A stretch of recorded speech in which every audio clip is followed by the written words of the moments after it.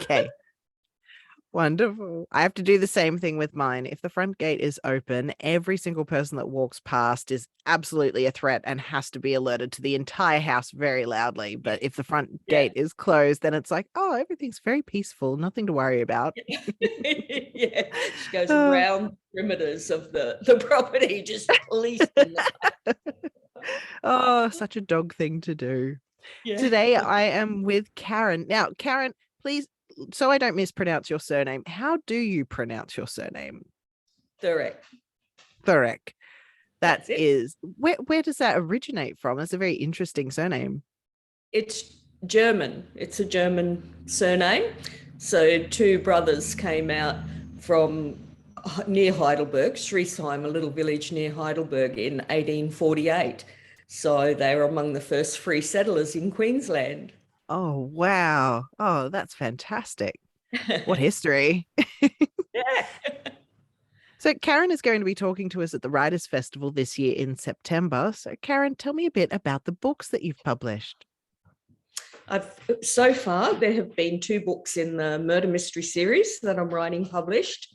And the first one is set on North Stradbroke Island at the asylum that used to be in Dunwich in the Oh, 1880s. Yes, so it was quite a notorious asylum. It was open from around 1864 to 1946, and when the government finally demolished it in 1946, they didn't want any talk of it ever again. It was so notorious throughout Australia. that sounds so sinister. What information do It you have on is that very, it's asylum? lots of dark secrets relating to the asylum. So Dr. Hamish Hart is the protagonist. He's the a young, eager medical doctor who comes to Queensland to set up practice. And he comes over to the asylum to do some research and gets involved in what seems at first to be a suicide, but Hamish becomes convinced is a murder. And so he goes through a whole range of processes to try and find out what happened to this poor woman. Oh, that's very exciting. There's always a morbid curiosity with sanitariums and asylums. I feel I like know, we right? we I don't know, they were such places of, I don't know, horrendous pseudoscience for so long, and it's really And they seemed so fascinating. dark and secretive, didn't they? Mm. The Mm-hmm. thing with the asylum at Dunwich was that it was actually quite open because all the people had been sent to an island. There wasn't really anywhere they could go. And so it was quite open. People came and went from the asylum within, on the island. And in those days, the Moreton Bay was thought of as a shark infested, place that would really take a lot of courage to try and escape across. Yeah, Um, yeah. yeah, so a lot of people who were sent to the asylum just because they were poor. There was a lot of frail elderly people that couldn't look after themselves. So it is, in effect, the first aged care facility in Queensland. And what's interesting about the time that Hamish was there was they, at the end of his time there and through a lot of the secrets that he uncovered, in real life, there was a royal commission carried out into the practices at the asylum. And that was the first royal commission into aged care, which is kind of topical because Oh. we're still going through them now. Mm-hmm. Mm-hmm. There seems to be a big cleanup happening with royal commissions lately. We've had banks, we've got aged care going on, and then we've got Yeah. ICAC and all sorts of bits and pieces happening. And So, you yeah, wonder how much actually happens after them, don't you? yes, yeah, that's the other thing. It's up to it. They only ever provide recommendations for fixing the system after Yeah. the fact. Never a solid oi clean up your act. Yeah. So Oh, the second book then follows on from the first, although they're each is contained, the murder happens and is resolved within the same book. But in the second book, Hamish gets involved in another murder. And he's a bit of a he's a bit of a social justice freak, Hamish, particularly for his time. But there's a murder that is carried out on the sugar plantations in the Logan region. So right in the region where the Writers' Festival is going to be held. And he, a South Sea Island labourer, so one of what they used to call Kanakas, is only on Australian soil for 24 hours, and he's accused of a murder that he didn't commit. So Hamish knows that he didn't commit this murder, but the police are at the time eager to charge someone, and they certainly have evidence to believe that he committed the murder. So the whole story is about a rush for Hamish to find out the truth before the South Sea Islander is hung unfairly. And most of the stories carried out on the sugar plantations around what is now called Adgeston and was then called Adgeston, around that area. Yeah. So what kind of research did you do to get hold of the information you needed for your books? I do heaps and heaps of research, as you can imagine, to set up the worlds in the 1880s when all the stories are carried out. And a lot of the research I get from old newspapers, from the newspaper archives. So I read a lot of newspapers from the time and find out what was going on in that time and what people were interested in and how they were responding to things. And I guess that most of the authenticity for the period comes from those newspapers, because they really reflect what people were thinking about and talking about. But obviously other research is through the National Archives, through the Queensland State Archives, through the local historical societies. So the Dunwich book, for example, there's a lot of information held here at the museum at Dunwich, which is just behind my house.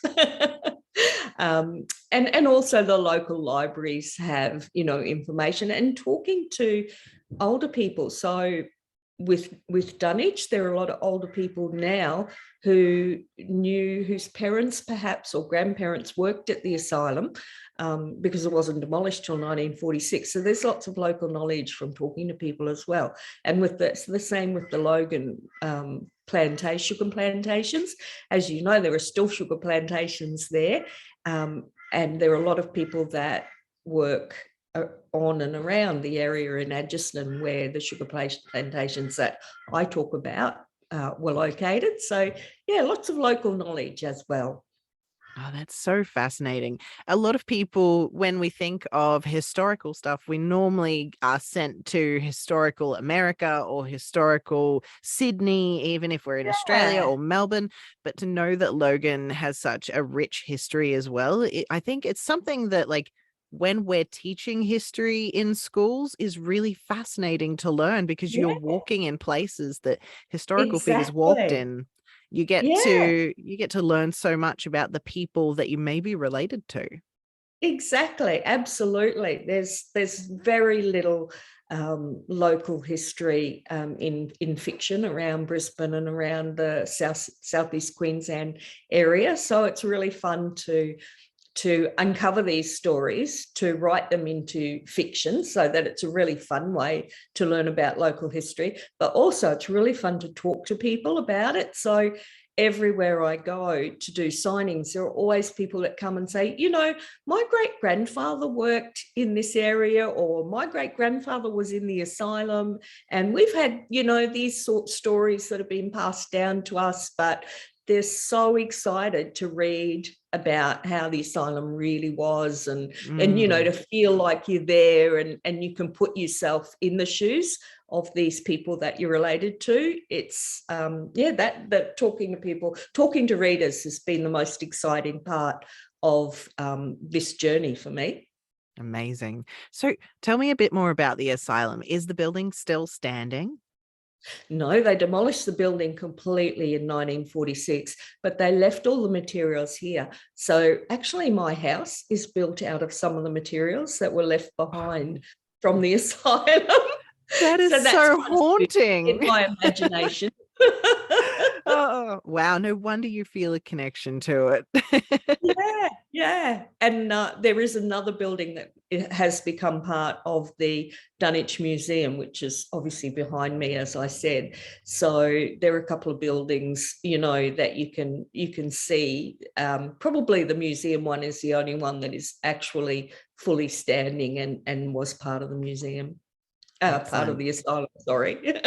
It's now part of the museum. Yes. Odd for it to go the other way. Yeah. Oh, so did you find that it was easier or harder to write the mysteries with the historical limitations for the investigative pursuits? No, it was easier because I was able to build the worlds very easily out of all of the historical data that I collected. And I kind of build the world as I'm going. And the world comes first.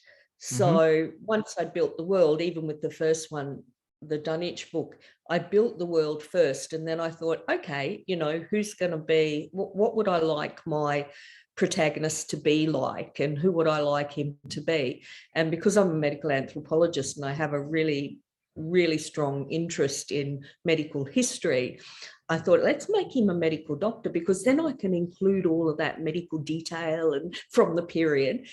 So that's how Hamish came about. And he has a friend called Rita Cartwright.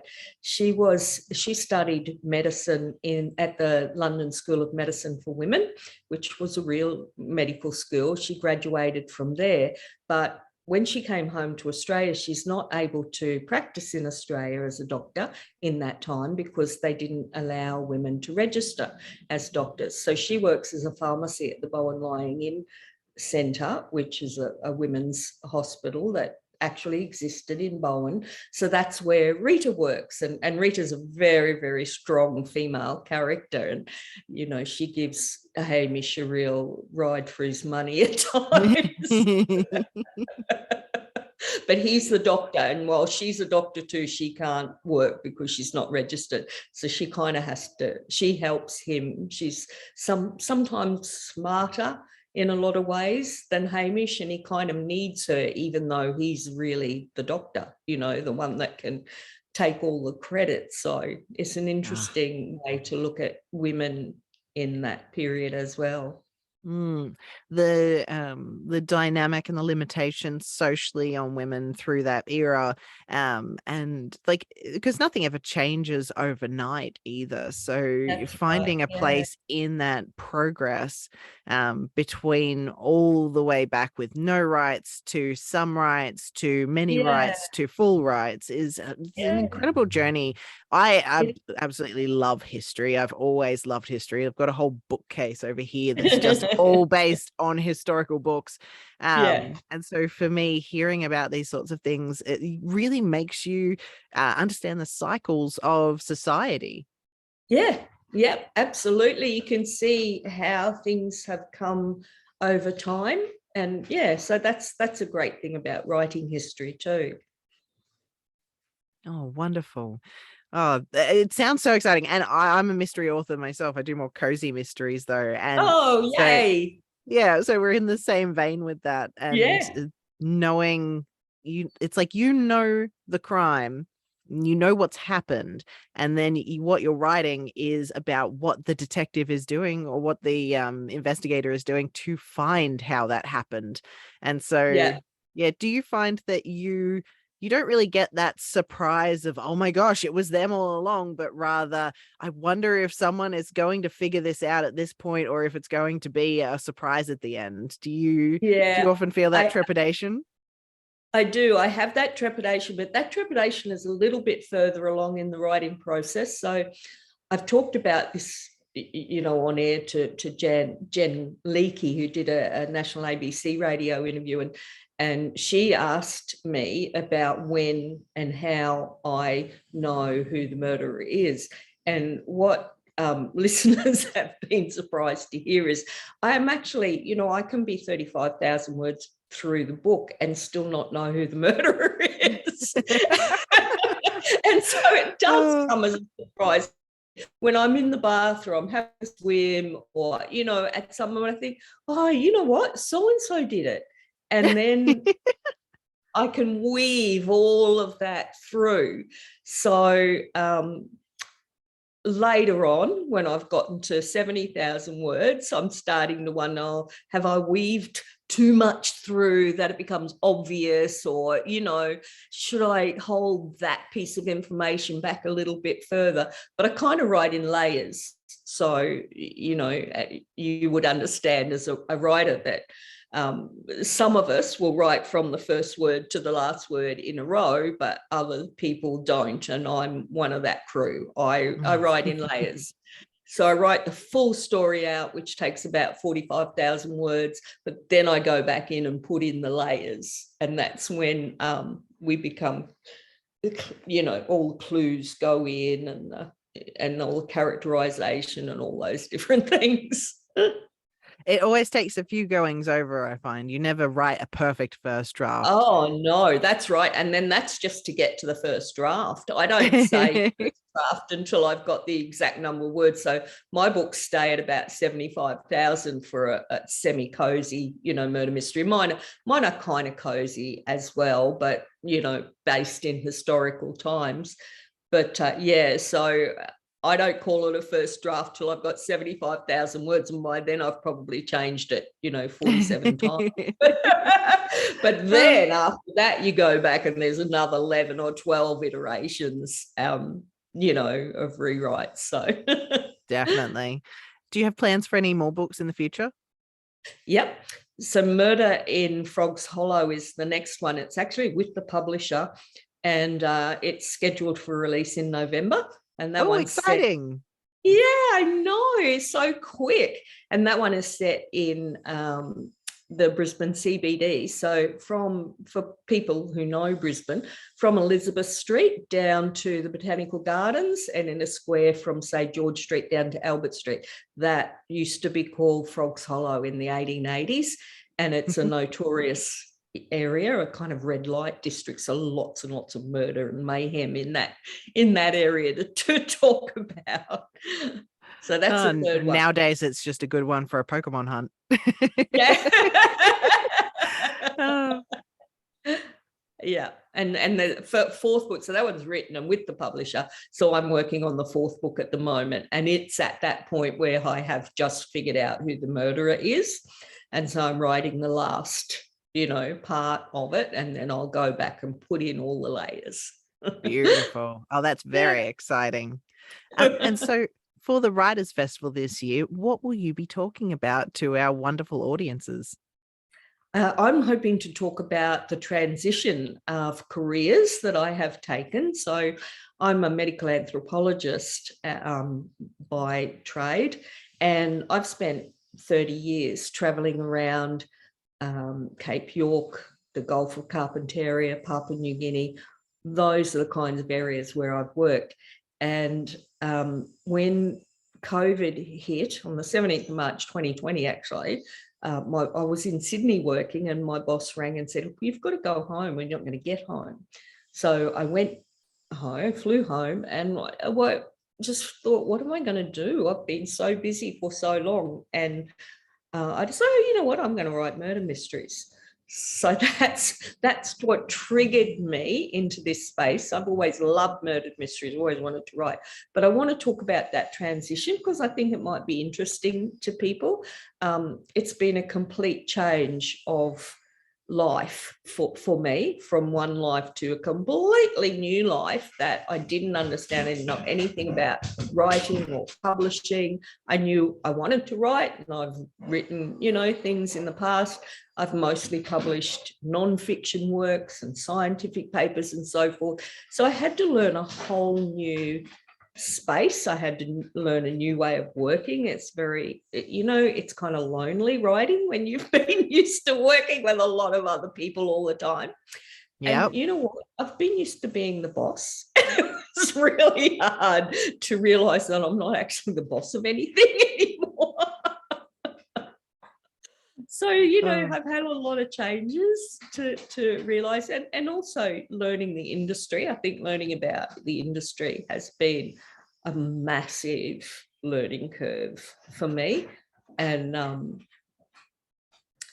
learning that writing the book is probably the easiest part of the process, at promotion and marketing and reaching readers and responding to them. And, the industry is a really, really complex place, the publishing industry. It's rapidly changing, and to kind of come into it at this time in my life after a long career of knowing what I'm doing and knowing exactly how things work, to suddenly go back to that point at 60 that, nobody knows you, nobody actually cares who you are, and you have no idea what you're doing.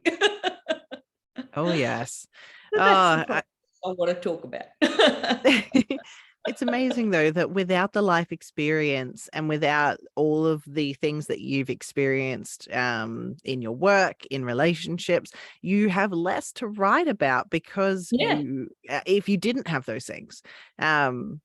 So I think a lot of high school students are super eager to become authors, and it's like they want to be in the arts in some degree. And the ones that want to be authors, I always suggest that they go out and they get another job just to get experience in life. So it's not just about the writing. The writing is the fun part, but you've also got to get lots of things under your belt and in like feathers in your cap. And it doesn't mean that you have to, become an English teacher or become a journalist, but you're a medical anthropologist. I have been as an acupuncturist in the past. So you go out and you get experience with the real world, even if it's volunteering, because it just adds so much more to what you can write. Oh, absolutely. I couldn't have written these stories with the kind of rich worlds that I've created. I couldn't have done that in my 20s. I wouldn't have had the depth of experience to do that. And also, I would have been, I don't think I would have had the resilience in my 20s. You really got to deal with rejection. You've got to deal with, feedback, and you've got to deal with an industry that is changing so rapidly that a lot of people in it don't even know what they're doing. They're struggling. Oh my goodness. Yeah. So I think that'll be a really important talk for a lot of people to hear, because it gives such a good reality check to these things. People think, oh, I'm going to write a book and suddenly famous. And that's it. Life will be set. One book. Not even suddenly you've sold them, let alone famous to anyone other than your family. It's not. It normally doesn't even extend to, okay, then there's editing, and then there's re-editing, and then there's publishing, and all of the steps that go in between that. And the vast array of different journeys that people can go down to reach that point too. So it's just like, yes, I have finished my Word document. Now, where are my monies? Where are my hordes of adoring fans? Oh.